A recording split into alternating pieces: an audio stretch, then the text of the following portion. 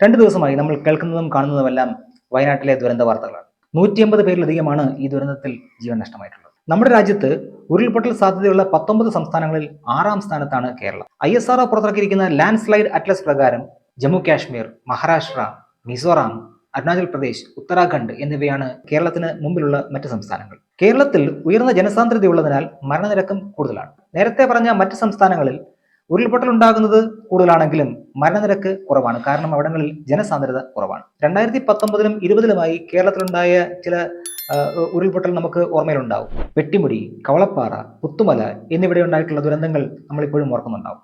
ലോകത്ത് ഏറ്റവും അധികം ആളുകൾ കൊല്ലപ്പെടുന്ന ദുരന്തങ്ങളുടെ പട്ടികയിൽ 3ാം സ്ഥാനമാണ് ഉരുൾപൊട്ടൽ. എന്താണ് ഉരുൾപൊട്ടൽ?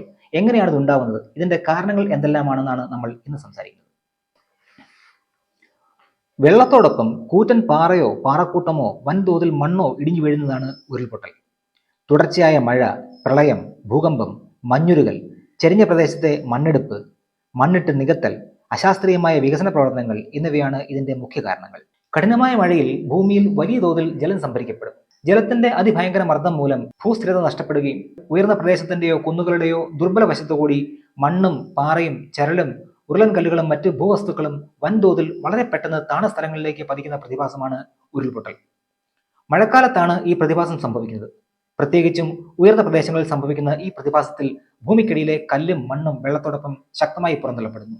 ഇങ്ങനെ ഇളകി ഒഴുകി വരുന്ന മണ്ണും വെള്ളവും ചെളിയും മരങ്ങളുമെല്ലാം അതിശക്തമായി വളരെ ദൂരത്തേക്ക് ഒഴുകുന്നതോടൊപ്പം അതൊഴുകിപ്പോകുന്ന വശങ്ങൾ മുഴുവൻ നശിപ്പിക്കുകയും ചെയ്യും. ശിലാപാളികളുടെ ശക്തിക്ഷയവും രൂപാന്തരങ്ങളും മൺപാളിയിലെ രാസഭൗതിക മാറ്റങ്ങളും ഉരുൾപൊട്ടലുണ്ടാവാൻ ഒരു കാരണമാണ്. അതോടൊപ്പം തന്നെ ഒരു പ്രദേശത്തെ സ്വാഭാവിക സസ്യലതാദികളിൽ ഉണ്ടാകുന്ന മാറ്റവും ശക്തമായ മഴയും ഉരുൾപൊട്ടലുണ്ടാകാനുള്ള കാരണമായി പറയപ്പെടുന്നു. ഭൂമികുലുക്കം, മേഘസ്ഫോടനം, വരൾച്ചയെ തുടർന്നുണ്ടായേക്കാവുന്ന പേമാരി, മനുഷ്യ ഇടപെടൽ തുടങ്ങിയവയും ഉരുൾപൊട്ടൽ ഉണ്ടാവാനുള്ള സ്വാഭാവിക കാരണങ്ങളാണ്. കേരളത്തിലെ ഉയർന്ന പ്രദേശങ്ങളിൽ മഴക്കാലത്ത് ഇവ സർവ്വസാധാരണവുമാണ്. ഭൂമിയുടെ കിടപ്പ്, പാറകളുടെ സ്വഭാവം, മണ്ണിന്റെ ഘടന, മരങ്ങളുടെ പ്രത്യേകത തുടങ്ങിയവ കണക്കിലെടുക്കാതെ മലഞ്ചെരിവുകളിൽ കൃഷി, ഖനനം, റോഡ് അല്ലെങ്കിൽ കെട്ടിട നിർമ്മാണം എന്നിവ ചരിഞ്ഞ പ്രതലങ്ങളുടെ സന്തുലിതാവസ്ഥ തകർക്കും. വൻതോതിലുള്ള മണ്ണിടിച്ചിലിനും മണ്ണൊലിപ്പിനും കാരണമാവുകയും ചെയ്യും.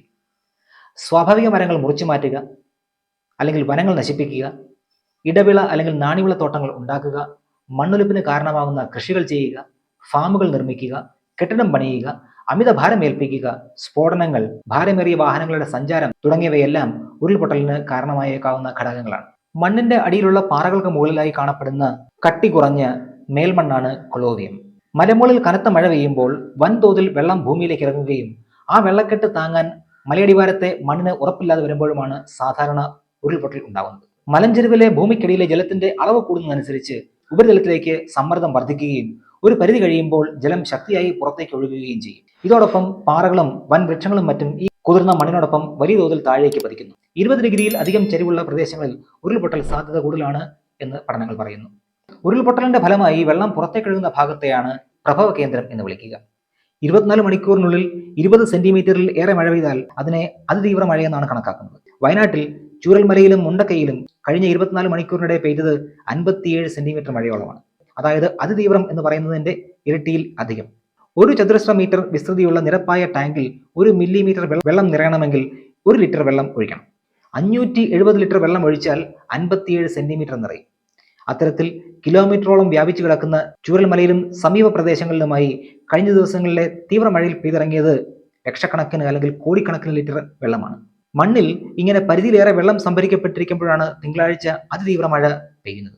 ഇതോടെയായിരിക്കാം മണ്ണിന്റെ ജലസംഭരണ ശേഷി കവിഞ്ഞ് ഉരുൾപൊട്ടൽ ഉണ്ടായത് എന്ന് കുസാറ്റ് അഭിപ്രായപ്പെടുന്നു. ഉരുൾപൊട്ടൽ ഉണ്ടാകുമ്പോൾ മണ്ണ് താഴേക്ക് വരുന്നതിന്റെ അടിസ്ഥാനത്തിൽ ഉരുൾപൊട്ടലിനെ 4ആയി വർഗീകരിക്കാം. അതിൽ ഒന്നാമത്തതാണ് ഫോൾ.